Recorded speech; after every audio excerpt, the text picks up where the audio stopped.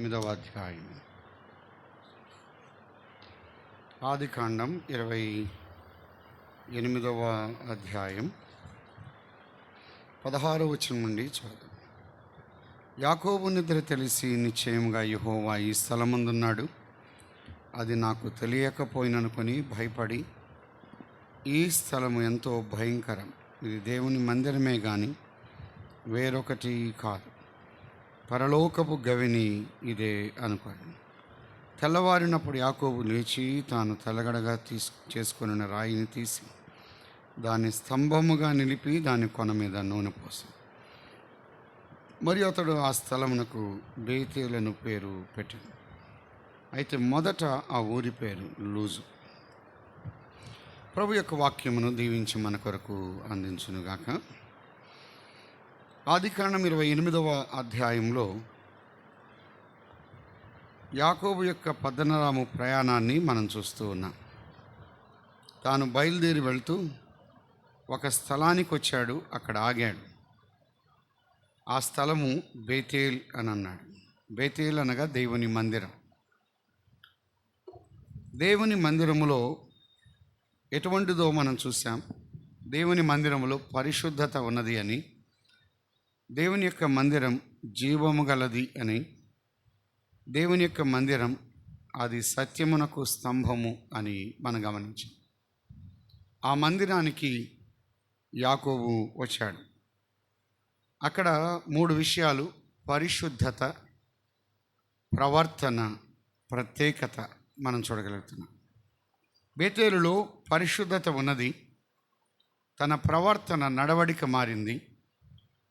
మూడవది తన యొక్క ప్రత్యేకతను మనం చూస్తాం. సంఘము అనేది అది ఒక ప్రత్యేకమైనది, అన్నిటితో అందరితో మమేకమయ్యేది కానే కాదు. సపరేషన్ అనేది ఒక ప్రత్యేకతను మనం గమనిస్తున్నాం. అందులో ఎవరున్నారో ఆ విషయాలు మనం చూస్తున్నాం. 1:28-16 అన్నాడు, యాకోబు నిద్ర తెలిసి అని అన్నాడు. అంతవరకు యాకోబు ఏం చేస్తున్నాడు? నిద్ర పోతున్నాడు. ఇది దేవుని మందిరం అనగానే యాకోబునకు ఏం పట్టలేదు? నిద్ర పట్టలేదు. మనకేం పడుతుంది? దేవుని మందిరం అనగానే మనకు ఖచ్చితంగా నిద్ర వస్తుంది. మనకు నిద్ర వచ్చే స్థలం ఎక్కడంటే మందిరమే. ఇంకా కూలర్స్ ఉన్నాయి కాబట్టి దాని దగ్గరగా ఉన్నాం కనుక మరీ ఎక్కువగా నిద్రపోవడానికి అవకాశం. అందుకే సహోదరులు ముసుగు ముందుకు దాన్ని నిద్రపోతారు. తూగిన వాళ్ళు తూగినట్టే ఉంటారు, రాసుకున్న వాళ్ళు రాసుకున్నట్టే ఉంటారు. చూడండి, నిద్రపోతుంటే కళ్ళు మూసుకున్నాయంటే ఆటోమేటిక్గా చెవులు మూసుకుంటాయి. చెవులు సపరేట్గా మూయనక్కర్లా, ఏం మూస్తే చాలు. అపవాది చేసే సూత్రం అంతే. మీటింగ్లో కళ్ళు మూసుకుంటే చెవులు మూసుకుంటాయి. అందుకే మనం పని అంతా చేసి రాత్రులు నిద్రపోయినప్పుడు కొన్ని శబ్దాలు మనకు వినపడవు. ఆ సిస్టమ్ దేవుడు మన బాడీలో పెట్టాడు. అదే సూత్రాన్ని అపవాది మీటింగ్లో ఉపయోగిస్తాడు. ఒక మాట నేను ఎప్పుడు చెప్తున్నాను, ప్రభుదాస్ అంకుల్ అనేవారు. నంద్యాలలో ఉన్నప్పుడు, నేను ఇంటర్మీడియట్ చదువుతున్నప్పుడు ఎక్కువసార్లు నంద్యాలకు వెళ్ళేవాడిని. ఒక ఆవిడ వచ్చి ముందు కూర్చొని నిద్రపోయేది. అమ్మా, ఆటో ఛార్జీలు పెట్టుకొని ఇంత దూరం వచ్చి నిద్రపోవాలా? ఆ నిద్రపోయేది ఇంట్లో నిద్రపోవచ్చు కదా, ఛార్జీలు తగ్గిదాయనని. కొంతమంది ప్రయాసపడి వస్తారు, నిద్రపోతూ ఉంటారు. వచ్చేది దేని కొరకు? వాక్యం వినడానికి. కానీ యాకోబు నిద్ర తెలిసి అన్నాడు. అంతవరకు నిద్రపోయాడు. ఒంటరితనం ఉన్నది, అరణ్య ప్రాంతం, కానీ నిద్రపోయాడు. కానీ దేవుడు నిశ్చయముగా యెహోవా ఈ స్థలమందున్నాడు. బేతేల్ అనగా దేవుని మందిరం. దేవుని మందిరంలో ఎవరున్నారు అంటే ప్రభువు ఉన్నాడు. ఉదయం మనం ఆలోచన చేశాం, ప్రభువు ఉన్న స్థలం దేవుని యొక్క సంఘం, దేవుని యొక్క మందిరం. నీవుంటాను, నేనుంటాను, మనముంటాం. కానీ మనందరికన్నా ముఖ్యంగా ప్రభు ఉంటాడు.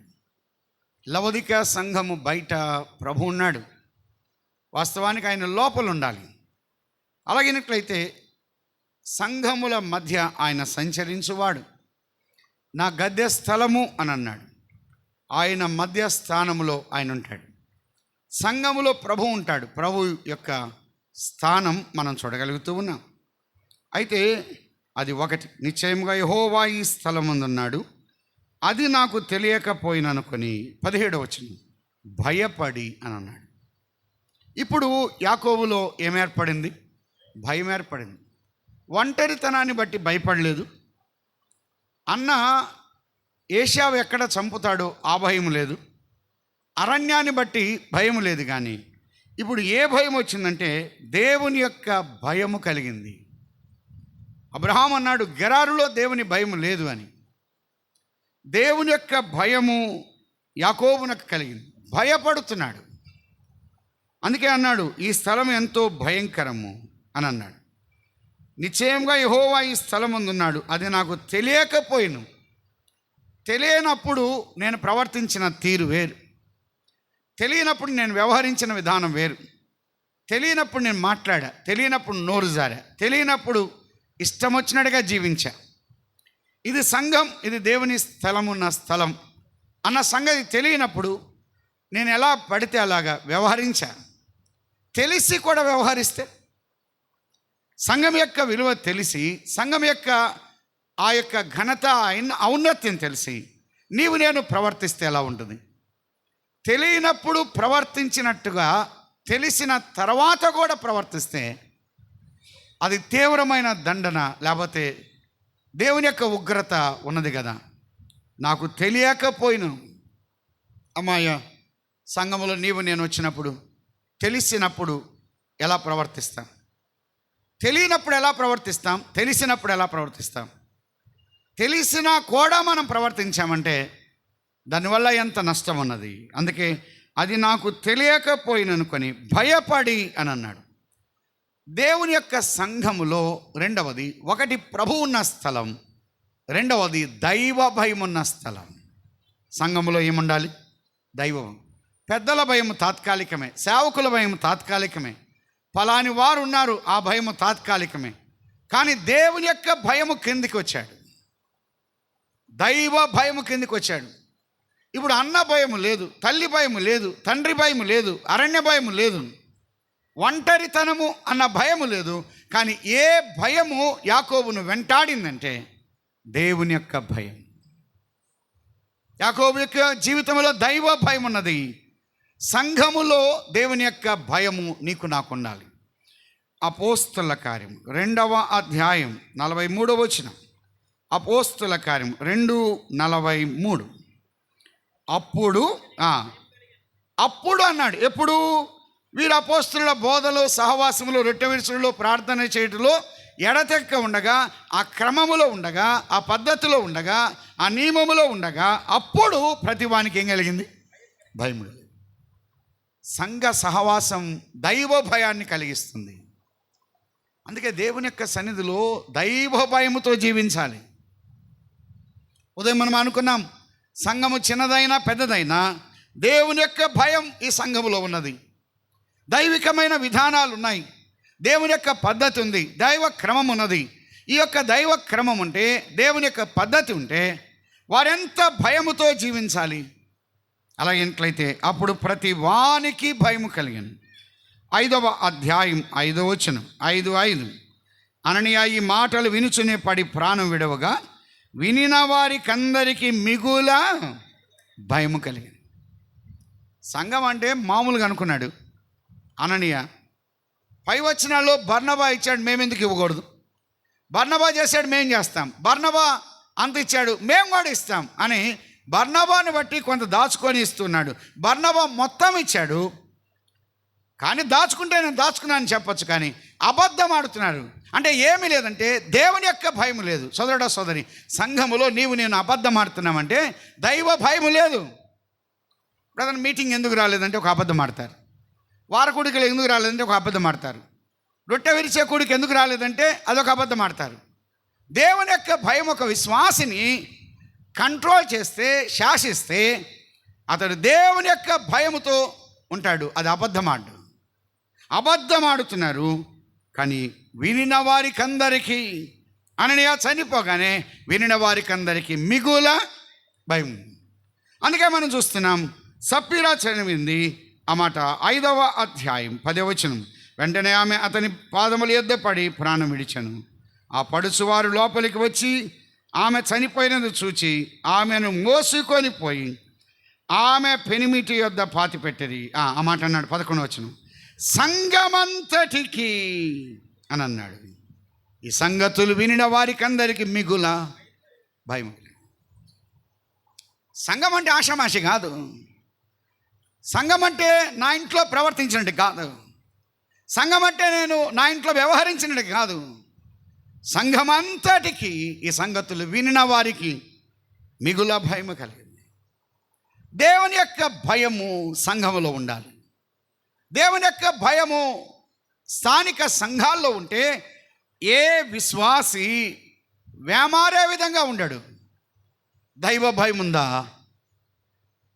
కొన్ని స్థలాల్లో ఆరాధనలో రొట్టె విరిచే కూడికలో కూడా కొంతమంది ఫోన్ మాట్లాడుతూనే రొట్టె తీసుకున్నవారు ఉన్నారు. ఫోన్ మాట్లాడుతూనే పాత్ర తీసుకున్నవారు ఉన్నారు. దేవుని యొక్క భయము లేదు. సోదరుడా, సోదరి, నీ జీవితం నా జీవితంలో దేవుని యొక్క సన్నిధిలో ఉన్నప్పుడు ఆ యొక్క గాడ్లీనెస్, ఆ దైవ భయముతో నేను ప్రవర్తిస్తే చాలు. సంఘం అనేది ప్రభు యొక్క ఇల్లు. కలెక్టర్ ఉంటే ఎలా ఉంటాం, ముఖ్యమంత్రి ఉంటే ఎలా ఉంటాం, డాక్టర్ దగ్గరికి వెళ్ళి ఎలా వ్యవహరిస్తాం, అధికారులు ఉన్నప్పుడు నేను ఎలాగా ప్రవర్తిస్తాను. దేవుని యొక్క భయముతో జీవించడం, దైవ భయము అనేది నన్ను నియంత్రిస్తుందా? దేవుని యొక్క భయం. ప్రారంభ దినాల్లో పిల్లలకు ఏమి నేర్పించాలి? ద్వితీయోపదేశకాండం 4వ అధ్యాయం వాక్యం ఏం చెప్తుంది? సొంత మాటలు కాకుండా దేవుని యొక్క వాక్యం. 4వ అధ్యాయం ద్వితీయోపదేశకాండం 4వ అధ్యాయం 10వ వచనం, 4:10 ఏమన్నాడు? నీవు హోరేబులో నీ దేవుడని యెహోవా సన్నిధిని నిలిచి ఉండగా, హోరేబ్ అన్నా సీనాయి అన్నా ఒకటే. యెహోవా అన్నాడు, నా యొద్దకు ప్రజలను కూర్చుము, వారు ఆ దేశం మీద బ్రతుకు దినములన్నీ నాకు భయపడ నేర్చుకొని. పాటలు నేర్చుకొని అని లేదు, వాక్యం నేర్చుకొని అని లేదు, మిగతా ప్రార్థన నేర్చుకొని అని లేదు. అవి తర్వాత ప్రారంభంలో నాకు భయపడ నేర్చుకొని ఏమన్నాడు? తమ పిల్లలకు నేర్పునట్లు. నేను దేవునికి భయపడడం నేర్చుకుంటే నా పిల్లలు నేర్చుకుంటారు. నాకే భయం లేకపోతే నా పిల్లలకి ఎలా ఉంటుంది? నేనే బైబిల్ చదవను, నా పిల్లలు చదవమంటే, నేనే మీటింగ్ రాను, నా పిల్లల్ని రమ్మంటే, నేనే ఆలస్యంగా వస్తా, నా పిల్లల్ని ముందు పొమ్మంటే, నేను అందుకే అన్నాడు, మీరు నాకు భయపడ నేర్చుకోవాలి, తర్వాత పిల్లలకి ఏం చేయాలి? నేర్పించాలి. ఇస్సాకు భయపడిన దేవుడు అని అన్నాడు. అబ్రహాం అట ఆ కట్టెలు తీసుకొని, ఆ కత్తి తీసుకొని, నిప్పు తీసుకొని, అన్నీ తీసుకొని బలిపీఠం కట్టి ఇలా ఉంటే ఇస్సాకు తండ్రిలో ఏం చూశాడంటే దైవ భయాన్ని చూశాడు. మా నాన్న మా అమ్మకు భయపడ్డు, మా నాన్న పనివారికి భయపడ్డు, ఇంటి వారికి భయపడదు, బయట వారికి భయపడు. దేవుడు అంటే ఇంత భయమా? దైవ భయం ఉన్నది అన్న సంగతి, నాలో దేవుని భయం ఉన్న సంగతి పిల్లలు గమనించగలుగుతున్నారా? నాలో దేవుని యొక్క భయం ఉంటే నా పిల్లలు అనుసరిస్తారు. నాలో దేవుని యొక్క భయం ఉంటే నా పిల్లలు కూర్చుంటారు. నాలో దేవుని యొక్క భయం ఉంటే కుటుంబ ప్రార్థనలో నా పిల్లలు చేరి వస్తారు. నాలో దేవుని యొక్క భయం లేకపోతే నా పిల్లలు రారు. ప్రియులారా, దేవుని యొక్క భయం. ఇస్సాకు అబ్రాహాములో దైవ భయాన్ని చూశాడు, దైవికమైన విధానాలు చూశాడు, ఆ భక్తిని చూశాడు, ఆ ప్రార్థన జీవితాన్ని చూశారు. దేవునికి ఎలా భయపడుతున్నాడు, ఆ యొక్క వృద్ధాప్యములో అబ్రహాము దైవ భయముతో చేసిన కార్యాన్ని చూశాడు. నువ్వు ఇందువల్ల నాకు భయపడుతున్నావు. దేవుడే సెలవిచ్చాడు, అబ్రహామా నేనంటే నీకు భయమయ్యా. దైవ భయముతో జీవించగలిగాడు. సోదరుడా, సోదరి, ఒకని ఎడల ఒకడు దేవుని యందు భయభక్తులు కలిగి ఉండాలి, దైవ భయముతో జీవించాలి. ఫిలిప్పీలకు రాసిన పత్రిక 2వ అధ్యాయం 1వ వచనాన్ని మనం చూద్దాం. 2వ అధ్యాయం 12వ వచనం. ఫిలిప్పీలకు రాసిన పత్రిక 2:12. కాగా నా ప్రియులారా, మీరెల్లప్పుడూ విధేయులై ఉన్న ప్రకారము నా ఎదుట ఉన్నప్పుడు మాత్రమే గాక మరి ఎక్కువగా నేను మీతో లేని ఈ కాలమందు భయముతోను వణకుతోను మీ సొంత రక్షణను కొనసాగించుకొనుడి అని అన్నాడు. నేనున్నప్పుడు మాత్రమే కాదు, పౌలున్నాడు అని భయంతో ఉన్నారు, పౌలున్నాడు అని జాగ్రత్తగా. పౌలు లేని కాలంలో నేను లేకపోయినా భయముతో మీరుండండి. కొన్నిసార్లు తల్లిదండ్రుల భయం ఉంటుంది, పిల్లల భయం ఉంటుంది, ఒకవేళ కొన్నిసార్లు పెద్దల భయం ఉంటుంది, సంఘాల్లో సేవకుల భయం ఉంటుంది. వారున్న వారు లేకపోయినా విశ్వాసీ దైవ భయము కిందికి రావాలి. సంఘము అనగా ఒకటి ప్రభు ఉన్న స్థలం, రెండవది దైవ భయము కలిగిన స్థలం. సమయాన్ని బట్టి నేను దాటి వెళ్తున్నాను. 28వ అధ్యాయం, ఆదికాండం 28వ అధ్యాయం 13వ వచనం, 28:13. మరియు యెహోవా దానికి పైగా నిలిచి. క్రింద యాకోబు ఉన్నాడు, ఆ నిచ్చెన పైగా ఎవరున్నారు? యెహోవా ఉన్నాడు. చూడండి, క్రింద యాకోబు ఉన్నాడు, ఆ స్థలములో పైగా ఎవరున్నారు? ప్రభు ఉన్నాడు. సంఘము అంటే ఆయన పైనుండే స్థలం, ఆయన పైనుండే స్థలం. ఆయన ఎక్కడైనా పైనున్నాడు. ఉదాహరణకు సంఖ్యాకాండం 14వ అధ్యాయం, సంఖ్యాకాండం 14వ అధ్యాయం 31వ వచనం, లేకపోతే మనం చూద్దాం 14వ అధ్యాయం 3వ వచనంలో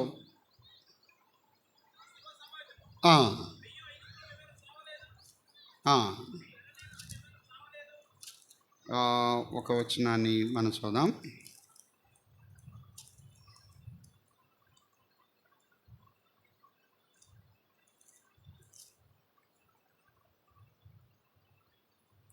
క్షమించండి, యోహాను సువార్త 3వ అధ్యాయంలో ఆ వచనం చదువుదాం.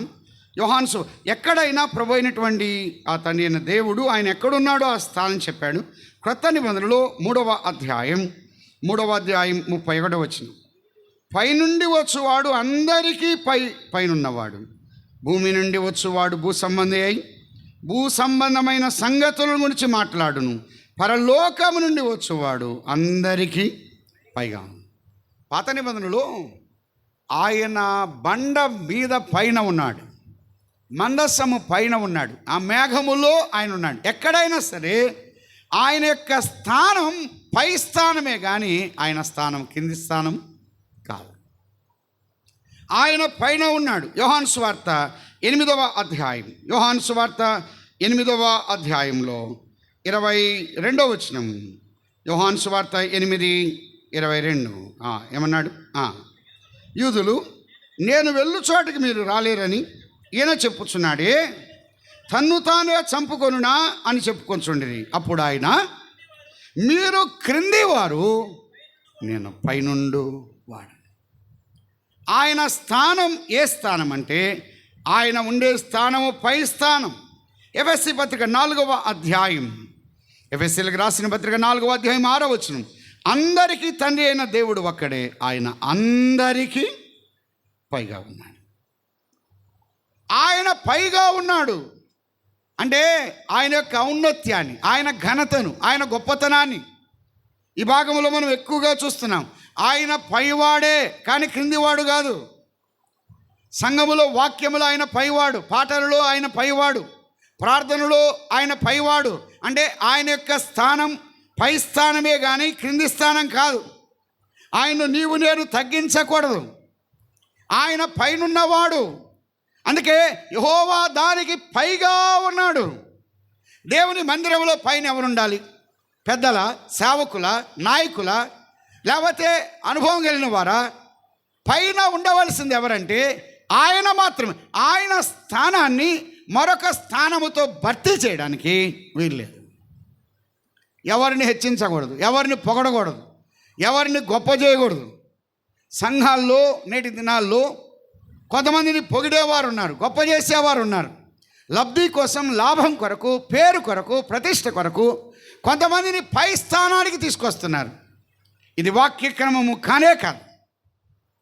సంఘంలో నేటికి కూడా వేదిక మీదకి పిలిచి శాలువాలు కప్పేవాళ్ళు ఉన్నారు, దండలు వేసేవాళ్ళు ఉన్నారు. ఇది వాక్యక్రమం కాదు. దేవుని యొక్క స్థానాన్ని, ఆయనకు చెందవలసిన మహిమను ఎవరికి చెందడానికి వీల్లేదు.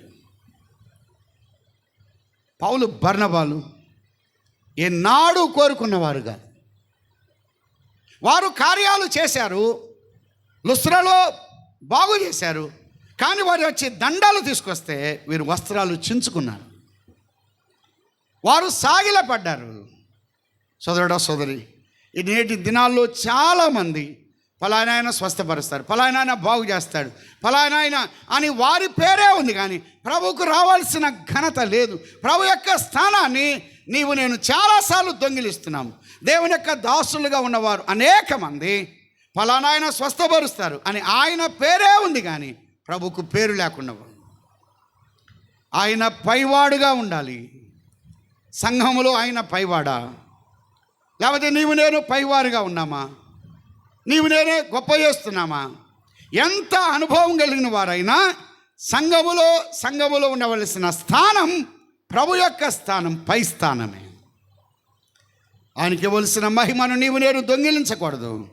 ఆయన పైగా ఉన్నాడు, ఆయన హెచ్చైన వాడుగా ఉన్నాడు, ఆయన ఉన్నతుడిగా ఉన్నాడు. బాప్తిసం ఇచ్చి యోహాను ఒక మాట అన్నాడు. యోహాను సువార్త 3వ అధ్యాయం 30వ వచనం, ఆయన హెచ్చవలసి ఉన్నది, నేను తగ్గవలసి ఉంది. అందరూ వచ్చి అన్నారు, యేసు ప్రభు కంటే ముందుగా వచ్చింది ఎవరు? యోహాను. యేసు ప్రభుకు బాప్తిసం ఇచ్చింది ఎవరు? అదే కానీ నీవు నేను కానీ అక్కడ ఉంటే ఏం చెప్తాను తెలుసా? ఏమండు, యేసు ప్రభు కూడా ముందుగా వచ్చింది నేను. అసలు యేసు ప్రభు బాప్తిసం ఇచ్చిన ఎవరు? నేను లేకపోతే ఏం లేదు. కానీ యోహాన్ ఏమనంటే ఆయన హెచ్చవలసి ఉన్నది, నేను తగ్గవలసి. నీతి యావత్తు ఇలా జరగాలి. హెచ్చవలసిన వాడు ఆయన మాత్రమే, హెచ్చవలసిన వాడు ఆయన మాత్రమే. అందుకన్నాడు లూకాసు వార్తలు కూడా, తన్ను తాను హెచ్చించుకున్నవాడు తగ్గించవాడు, తన్ను తాను తగ్గించుకున్నవాడు. అంటే ఉదాహరణకు నాలో హెచ్చింపు ఉంది, నాలో ఏమి లేదు, తగ్గింపు లేదు. నాలో ఏది ఉండదో అది దేవుడు చేస్తాడు. ఇంకా అది అర్థం చేసుకోవాలి. నాలో హెచ్చింపు ఉంది, నాలో తగ్గింపు లేదు, ఇంకా దేవుడు ఏం చేస్తాడు? తగ్గిస్తాడు. ఎందుకు? ఆల్రెడీ నాలో హెచ్చింపు ఉంది కదా. నాలో తగ్గింపు ఉంది, నాలో హెచ్చింపు లేదు, దేవుడు ఏం చేస్తాడు? హెచ్చిస్తాడు. ఈ సూత్రం చాలామంది ఎరిట్లా. ఇతర బ్రదర్స్తో కూడా, బ్రదర్ నేను ఎంత అనండి, తోటి సహోదరుడు ఏమంటాడు తెలుసా? నేను ఎంత అంటాడు. అదే కానీ మనం ఉండి నేనెంతో తెలుసా అని అన్నాం అనుకో, నేనెంతో తెలుసా అంటాడు. నేనేమో తక్కువ తిన్నాను. అందుకే చాలాసార్లు ఈ సూత్రం తెలియదు. మనం ఎందుకు ఎక్కువగా బోస్టింగ్ ఉంటుంది, ఎక్కువగా పొగడతలు, గొప్పతనాలు ఈ హెచ్చిస్తూ ఉంటాడు. ఎప్పుడైతే మనం ఎక్కువగా హెచ్చిస్తామో మనం హెచ్చించబడతాం, అప్పుడు ఖచ్చితంగా దెబ్బతింటాం. ఎప్పుడైనా ఒక పెయిన్ ఉండాలి, ఒక బాధ ఉండాలి, ఒక నొప్పి ఉండాలి, అప్పుడు మాత్రమే మనము ముందుకు వెళ్ళగలం. ఓరగా పొగుడుతున్నారనుకోండి, ఖచ్చితంగా ఫ్లాట్ అవుతాం, ఖచ్చితంగా పడిపోతాం. మీరు ఎప్పుడైనా చూడండి, సున్నం కొడతారు ఇంటికి, లోపల బయట బాగా కొడతారు. తొందరగా వెలిసిపోయేది ఆయన మొత్తం కూడా ఆ పెయింట్ కానీ షైనింగ్ కానీ తగ్గేది బయట, లోపల. బయట అంటే కనబడేదంతా కూడా ఏమైందంటే దాని యొక్క వైభవము అది ఖచ్చితంగా తగ్గిద్ది. మరొక విషయం, దేన్ని ఎక్కువగా వాడతామో అది యొక్క విలువ తగ్గిపోద్ది. కాబట్టి మన విలువలు తగ్గకుండా ఉండాలంటే మనం ఎంత కనబడకుండా ఉంటే అంత మంచిది. కనుక నన్ను హెచ్చించాలి అని కోరుకోకూడదు, నన్ను గొప్ప చేయాలి అని కోరుకోకూడదు. సమస్యలన్నీ ఎక్కడొస్తాయంటే మీటింగ్స్ అయిన తర్వాత వస్తాయి. ఎలా వస్తాయి? వందన సమర్పణలో నా పేరు చెప్పాల, అప్పుడు సమస్య. ఎదుగు నన్ను హెచ్చించాల, నా పిల్లలు పరిచయం చేశారు, మేము ఇంత ఇవి ఇచ్చాం, మేము ఇంత కష్టపడ్డాం. ప్రభు యొక్క స్థానాన్ని నీవు నేను దొంగిలించకూడదు. కొన్నిసార్లు చెప్పవచ్చు, చెప్పకపోవచ్చు, కొన్నిసార్లు ఇగ్నోర్ చేస్తారు, కొన్నిసార్లు మర్చిపోతారు. పిల్లలు ఒక విషయం గుర్తుపెట్టుకోవాలి, మనం ఎంత ఇగ్నోర్ చేయబడతామో, ఎంత మరువు పడతామో, ఎంత కనబడకుండా ఉంటామో అంత ఎక్కువగా కనబడతాం. ఏలియా కెరీతు వాగు దగ్గర నువ్వు దాగి ఉండు, నువ్వు ఇక్కడ దాగితే కర్మేలు పర్వతం మీద నువ్వేమవుతావు? కనబడతావు. ఇక్కడ దాగితే అక్కడ కనబడతావు, ఇక్కడ కనబడితే అక్కడ కనబడవు. దేవుడు ఏ స్థానంలో ఏ స్థలానికి తీసుకొచ్చి నిన్ను కనబరచాలో ఖచ్చితంగా కనబరుస్తాడు. ఏలియాబు, అహినాదాబు, ఒకవేళ మిగతా వారు ఉన్నాడు షమ్మ, వారు కనబడడానికి ప్రయత్నం చేశారు. కనబడుతున్న వారిని దేవుడు పక్కకి నెట్టాడు. కనబడని దావీదును ఏం చేశాడు? ముందుకు తీసుకొచ్చాడు. బైబిల్లో ఎక్కడైనా చూడండి, కనబడని దావీదును బయటకు తీసుకొచ్చాడు. మరుగునున్న దావీదును వెలుగులోనికి తెచ్చాడు. యోవాషు విషయం అంతే, యోషియా విషయం అంతే, కొంతమంది రాజుల విషయం అంతే. మరుగున ఉన్నవారిని వెలుగులోనికి తెచ్చాడు. గిద్యోను గానుగా చాటున గోధుమలను దుల్లగొడుతూ ఉండగా దేవుడు వెలుగులోనికి తీసుకొచ్చాడు. ఆమోసు విషయం అంతే, పశువుల కాపరిగా ఉన్నాడు, మేడి పండ్లను ఏరుకుంటున్నాడు, ఒక దిక్కులేని వాడుకుండగా దేవుడు వెలుగులోనికి తెచ్చాడు. దైవగ్రంథములో మరుగున ఉన్నవారు వెలుగులోనికి వచ్చారు. అలాగైనట్లయితే ఆయన హెచ్చవలసి ఉన్నది. పాటలో మన ప్రభువుని హెచ్చిద్దాం, వాక్యంలో మన ప్రభువుని హెచ్చిద్దాం, ప్రార్థనలో మన ప్రభువుని హెచ్చిద్దాం. మనల్ని మనముగా కనబరుచుకోవడం కాదు, ప్రభువుని హెచ్చించాలి. అలాగే మందిరము అనగా, సంఘం అనగా ఆయన హెచ్చించబడే స్థలం, ఆయన ఘనపరచబడే స్థలం, ఆయన మహిమ పొందే స్థలము స్థానిక సంఘం. ఆయనకు ప్రయారిటీ, ఆయనకు ప్రాధాన్యత ఉండాలి. ఒకటి సంఘము అనగా ప్రభువు ఉన్న స్థలం, రెండవది సంఘం అనగా దైవ భయము కలిగిన స్థలం, మూడవది సంఘం అనగా ఆయన హెచ్చించబడే స్థలం, నాలుగవది మిగతా విషయాలు ఎప్పుడైనా ధ్యానం చేయొచ్చు మీరు. ఆదికాండం 35వ అధ్యాయం మొదటి వచనం. ఆదికాండం 35:1.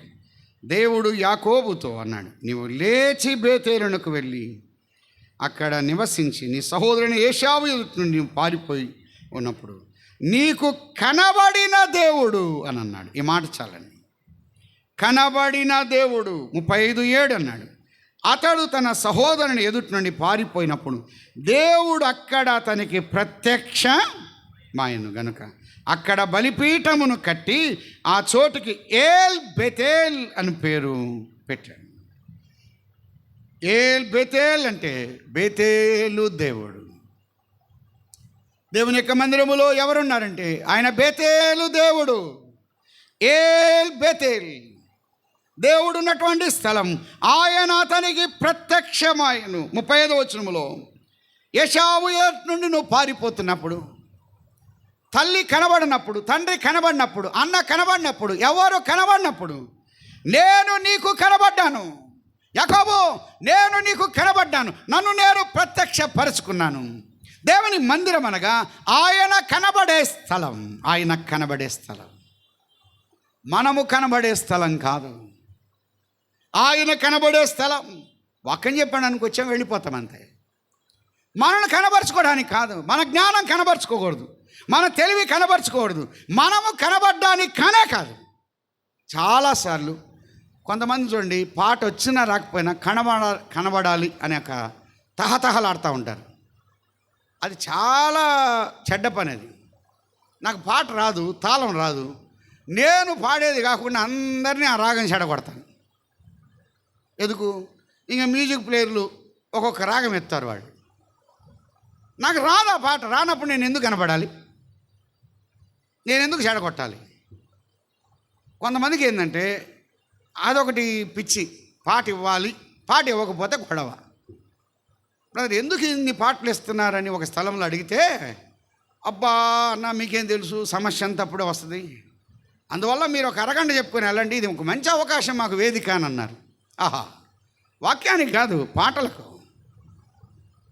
ఈ మధ్య ఒక స్థలానికి వెళ్తే 1:20 పాడారు. వచ్చేమన్నంటే, అన్నా మీరు చాలా అనుభవజ్ఞులు, ఒక 15 నిమిషాలు వాక్యం చెప్పన్నాను.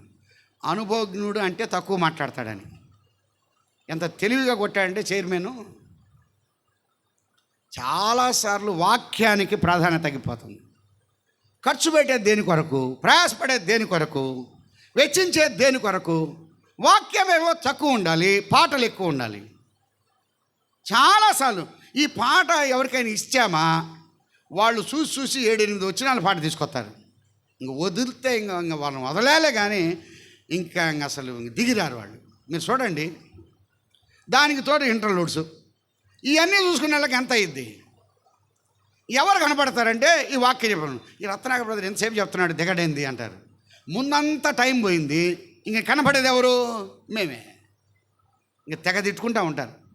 దగ్గుతారా, తుమ్ముతారా, జిప్పులేస్తారా, ఇంకా పిల్లలుంటే గిచ్చుతారా, ఇట్టన్నా ఆపుతారా లేదని ఎన్ని ప్రయత్నాలు చేస్తారు.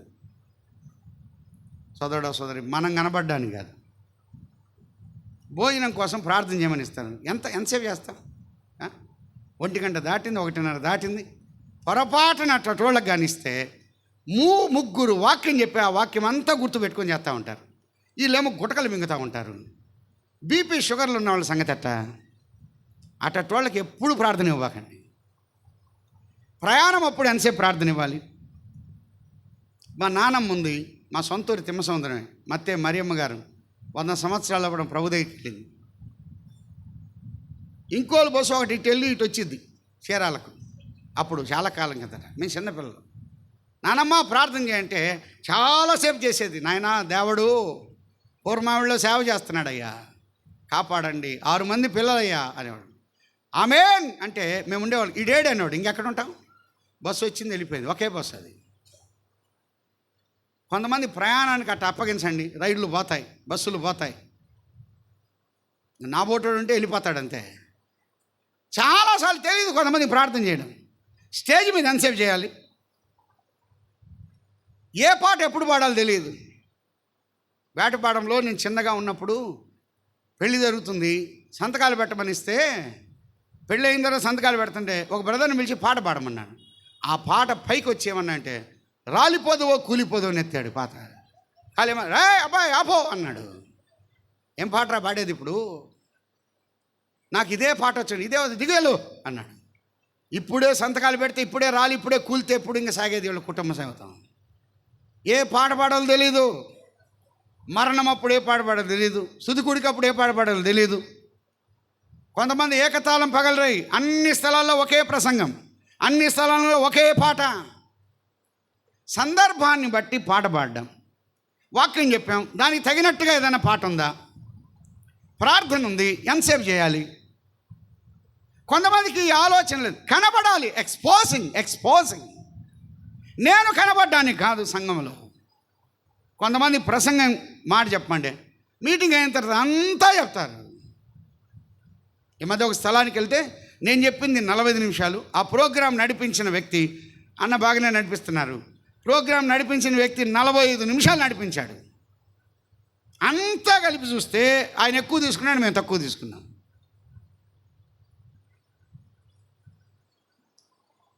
కొన్ని స్థలాల్లో మొత్తం పాంప్లెట్ చదివి వాసవి గ్రాఫిక్స్ నెల్లూరు అన్నాడు. అదెందుకు చదివారు బెదరానన్న?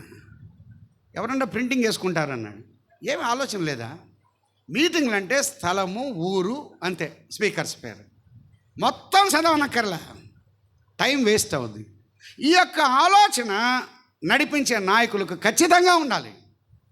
ప్రార్థన చేసే సమయం ఎలా చేయాలి, వాక్యం చెప్పేటప్పుడు ఏ విధంగా చెప్పాలి, సమయాన్ని. అందుకని ఆయన వినుటకు శక్తి కలిగిన కొలది బోధించాడు.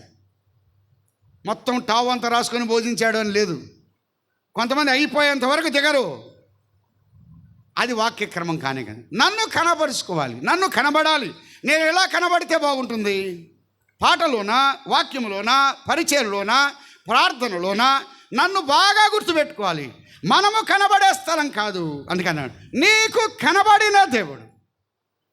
ఆ రాత్రి ఎవరు కనబడ్డారు? దేవుని యొక్క ప్రత్యక్షతను పొందాడు. దేవుడు కనబడ్డాడు. ఆయన కనబడుతుండగా ధైర్యాన్ని పొందాడు. ప్రభువును నీవు నేను చూడగలగాలి.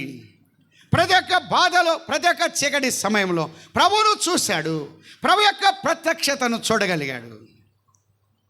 కళ్ళ ముందేమో అన్న కనబడుతున్నాడు, కాదు, ఆ రాత్రి ప్రభు కనబడ్డాడు. తనకు ధైర్యం ఇచ్చింది ఎవరు? ఓతనిచ్చింది ఎవరు? బలాన్ని ఇచ్చింది ఎవరు? ప్రోత్సహించింది ఎవరు? పులుకరిపిల్ని ఎవరు? నడిపించేది ఎవరు? ముందుండి గైడ్ చేసింది ఎవరు? ఆయన కనబడిన స్థలం. సోదరుడా సోదరి, సంఘములో అయినా ఎక్కడైనా సరే ప్రభువును మనం చూద్దాం. వాక్యములో ప్రభువును మనం చూద్దాం. వాక్య ధ్యానములో ప్రభువును చూడగలిగితే చాలు. ప్రభు కనబడుతున్నాడా? ప్రభు కనబడుతున్నాడా? మన పరిచర్యలో ప్రభు కనబడాలి, వాక్యములో ప్రభు కనబడాలి, పాటలలో ప్రభు కనబడాలి, మనం చేసే విధానములో ప్రభు కనబడాలి. ప్రభువును నీవు నేను ప్రత్యక్షపరచాలి. ఆయన ఎలా కనబడుతున్నాడు? ఆయన్ను కనబడ్డాం. ఆయనను కనబరచాలి, ఆయనను కనబరచాలి. నేను ఎప్పుడు ఒక మాట జ్ఞాపకం చేస్తూ ఉన్నాం. నిర్గమాకాండములో ప్రభు ఎలా కనబడ్డాడో ఒక మాట మనం చూద్దాం. వాస్తవానికి 32వ అధ్యాయం లేకపోతే 33వ అధ్యాయం 17వ వచనం. నిర్గమాకాండం 33:17. కాగా యెహోవా, నీవు చెప్పిన మాట చొప్పున చేసేదను, నీ మీద నాకు కటాక్షము కలిగినది, నీ పేరును బట్టి నేను ఎరుగుదునని మోషేతో చెప్పగా, అతడు దయచేసి నీ మహిమను నాకు, అయ్యా నేనేం చూడాలనుకున్నానంటే నీ యొక్క మహిమ చూడాలి. 19వ వచనం. ఆయన నా మంచితనమంతా నీ ఎదుట నా మంచితనం నువ్వు చూస్తావు. మోషే, నా మంచితనం నువ్వు చూస్తావు అంటే ఆ వచనంలో అన్నాడు, నా కరుణ చూస్తావు, నా కనికరం చూస్తావు, నా మంచితనం నువ్వు చూస్తావు. ఆ 40 సంవత్సరాలు మోషే దేవుని యొక్క మంచితనాన్ని కల్లారా చూశాడు. దేవుని యొక్క మంచితనం కనబడింది. ఆ ఎడారిలో గుండా వెళ్తుండగా, అరణ్యం గుండా వెళ్తుండగా నీరు ఏరులై పారాయి. అది దేవుని మంచితనం కాదా? ఉదయం కాగానే మన్నాను కురిపించాడు. అది దేవుని యొక్క మంచితనం కాదా? మేఘస్తంభం, అగ్నిస్తంభం ఉంచాడు. అది దేవుని యొక్క మంచితనం కాదా? కాళ్ళు వాపులు రాలేదన్నాడు. వాళ్ళకు కాళ్ళకి ఏం రాలేదు? వాపులు రాదు. మాకు వచ్చిన సమస్య అదే. ఐజాక్ అన్న కూడా వచ్చింది. అయితే ఐజాక్ అన్న కన్నా నేను కొద్దిగా సీనియర్ని. ఈ మధ్య 2 నెలల కిందట ఆపరేషన్ జరిగింది. ఈ నిలబడి మనకి ఇన్ని వాపులు వస్తున్నాయి. ఇస్రాయేళ్లకు వాపులే లేవు. ఎన్ని సంవత్సరాలు? 40 years. కాళ్ళకున్న చెప్పులు అరగలేదండి. ఏ కంపెనీ? బాటా, పాపులరా? నెల్లూరులో అపాచీ ఉంది, కాస్ట్లీ అపాచీ లెదర్ కంపెనీ. ఒక బ్రదర్ అన్నాడు, 2 సంవత్సరాలు ఏదైనా చెప్పులు అరగలేదన్నాడు. ఏది? బండి మీద తిరుగుతూ కాదు, నడవడమే. బట్టలు మాయలేదు. మీటింగ్ అయిన తర్వాత ఒక సహోదరుడు అన్నాడు, అన్న కరెక్టే మీరు చెప్పింది, మరి సైజులు ఏమైనాయి అన్నాడు. మరి అది కూడా లెక్కే అంటే వీళ్ళు పెరిగే కొంది సైజు పెరిగిద్దా అని అన్నాడు. మరి పెరుగుండొచ్చేమో. వాళ్ళ బట్టలు చిరిగిపోలేదండి, మాసిపోలేదు. మన పిల్లలు చూడండి, బట్టలు కొనుక్కోవాలని ఎట్లా కూడా చూస్తారు దాన్ని. అట్లా చేయలేవాడు. ప్రభు వారికి ఎంత ప్రొవిజన్స్ ఇచ్చాడు. అది అందులో ఆయన మంచితనం లేదా? నువ్వు దేవుడు కాదని అన్నారు. దూడను తయారు చేసుకుని వెనక్కి వెళ్తున్నారు. ఉదయం కాగానే దేవుడు ఏం కురిపించాడు? మన్నాను. అది ఆయన మంచితనం కాదా? ఎన్నిసార్లు వాక్యం చదవలేదు, ఎన్నిసార్లు ప్రార్థన చేయలేదు, ఎన్నిసార్లు గైర్హాజరయ్యాం, ఎన్నిసార్లు విస్మరించాం. అయినా స్టిల్ ఆయన ప్రేమిస్తూనే ఉన్నాడు. ఆయన మంచితనాన్ని కనబరిచాడు, ఆయన ప్రేమను కనబరిచాడు, ఆయన యొక్క ప్రత్యక్షతను కనబరిచాడు. ఆయన కనబడిన స్థలం అనగా ఆయన మంచితనము యాకోబు చూశాడు, ఆయన ప్రేమను చూశాడు. తల్లిలో కానీ, తండ్రిలో కానీ, అన్నలో కానీ చూడనటువంటి ప్రేమ అరణ్యములో దేవుని దగ్గర చూశాడు. ప్రియులారా, సోదరుడా సోదరి, దేవుని యొక్క సన్నిధిలో ఆయన ప్రేమను చూస్తాం, ఆయన జాలిని చూస్తాం, ఆయన కరుణాన్ని చూస్తాం, ఆయన కటాక్షాన్ని చూస్తాం, ఆయన కృపను చూస్తాం, ఆయన క్షమాపణను చూస్తాం. ఆయన కనబడిన స్థలం, తను కనబరుచుకున్న స్థలం.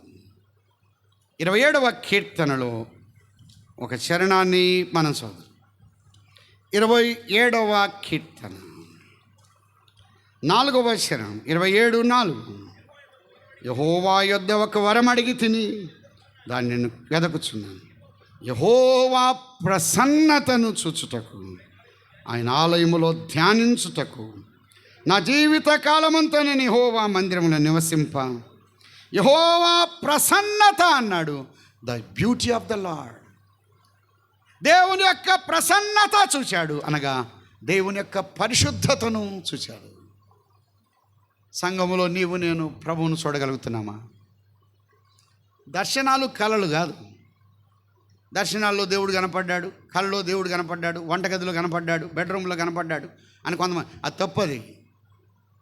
దేవుడు వాక్యము ద్వారా మనకు కనబడుతూ ఉన్నాడు.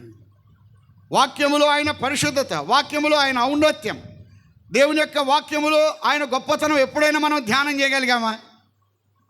అవి కానీ ధ్యానం చేస్తే ఆరాధనలో అవే సరిపోతాయి. ఆయన మంచితనాన్ని చూడడం, ఆయన ప్రసన్నత చూడడం, the beauty of the lord, దేవుని యొక్క పరిశుద్ధత, దేవుని యొక్క సౌందర్యం చూడడం, ఆయన కనబడే స్థలం. దేవుని మందిరం అనగా ప్రభు కనబడే స్థలం, మనము కనబడే స్థలం కాదు. వాస్తవానికి నీకు నాకు ఆయన ఎలా కనబడుతూ ఉన్నాడు? నిన్ను నన్ను రక్షించిన కొరకై ఆయన మనుషుని పోలికగా ఆయన లోకములో జన్మించాడు. దాసుని స్వరూపము ధరించుకున్నాడు. రిక్తుడుగా కనబడ్డాడు, ఎంటీ చేయబడిన వాడుగా కనబడ్డాడు, ఖాళీగా కనబడ్డాడు, ఒకరిని సహాయకుడుగా కనబడ్డాడు, ఏమీ లేదు అన్నవాడుగా కనబడ్డాడు. నీ కొరకు నా కొరకు నిన్ను నన్ను రక్షించడు, కల్వరి సెలవులో రక్తాన్ని దారులుగా కార్చేవాడుగా కనబడుతూ ఉన్నాడు. ఉమ్మివేతలు పడ్డాయి, ఆయన ఎలా కనబడ్డాడు? నిన్ను నన్ను రక్షించుట కొరకై కల్వరి సెలవులో ఆయన సహాయకుడుగా కనబడ్డాడు, వ్యసనాక్రాంతుడుగా కనబడ్డాడు, వ్యాధిని అనుభవించేవాడుగా కనబడ్డాడు. ఆయన యొక్క మరణం యాదృచ్ఛికమైంది కాదు, ఆయన యొక్క ప్రమాదానికి గురై చనిపోయిన వాడు కానే కాదు. సర్వ మానవాళి యొక్క పాపమును పరిహరించడం కొరకై ఆయన కల్వరి శిలువలో రక్తాన్ని ధారపోసిన వాడుగా కనబడుతున్నాడు. ప్రభుని నమ్మని వారు ఎవరైనా ఉన్నారా? ఈ సమయంలో ప్రభు నీకు ఎలా కనబడుతున్నాడు? ఆయన రక్షకుడుగా కనబడుతున్నాడా? ఆయన అంగీకరిస్తే చాలు, ఆత్మరక్షణ, పరలోక రాజ్య భాగ్యం ప్రభు అనుగ్రహిస్తాడు. దేవుని మందిరం అనగా ఆయన కనబడే స్థలం. దేవుని మందిరం అనగా ఒకటి ప్రభు ఉన్న స్థలం, రెండవది దేవుని మందిరం అనగా దైవ భయం ఉన్న స్థలం, మూడవది దేవుని మందిరం అనగా ఆయన పైనున్న స్థలం, నాలుగవది దేవుని మందిరం అనగా ఆయన కనబడే స్థలం. మిగతా విషయాలు రేపు చూద్దాం. ప్రార్థన చేద్దాం. దయగల దేవా, మీరు అందించిన మాటలు బట్టి స్తోత్రం చెల్లిస్తూ ఉన్నాను. ఒకప్పుడు పాపాన్ని, అక్రమాన్ని, కాని వాటిని మేము చూసాము. దేవా, మిమ్మల్ని చూడగలిగి మా జీవితాల్లో రక్షణ, పరలోక రాజ్య భాగ్యం ఇచ్చారు. వాక్యములో, సంఘములో మేము మిమ్మల్ని చూడడానికి మాకు నేర్పించమని, తిరిగా మాట్లాడవలసిన మీ దాసులను బలపరిచి మీరు ఉపయోగించమని మా ప్రభువును ప్రియ రక్షకుడైన యేసు క్రీస్తు ప్రభు నామమున స్తోత్రం చెల్లించి ప్రార్థించి అడిగి వేడుకుంటున్నాము తండ్రి. ఆమేన్.